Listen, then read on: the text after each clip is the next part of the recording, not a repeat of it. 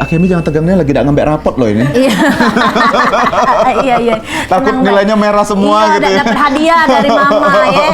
Nah, kenapa sih tertarik ikut untuk pentas dongeng sendiri? Kan mungkin kalau seusia kalian kan ada yang pengennya main boneka aja di rumah, atau ada yang pengen piano kayak mungkin santai-santai ya.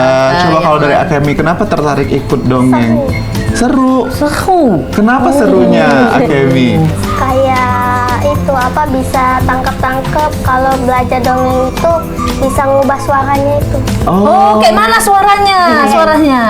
Coba. Kayak bisa ngubah suara kecil, suara besar. Oh, latihan intonasi ya. Luar biasa. Kalau Akemi pernah jadi berubah-ubah kayak gitu suaranya, dikasih peran? Pernah. Oh, coba jadi apa kemarin sempat? Misalnya jadi apa kemarin? Misalnya jadi kayak suara anak-anak yang kecil gitu. Nah, coba gimana? Halo Kak. Oh. Jadi diajarin acting sedini mungkin ya.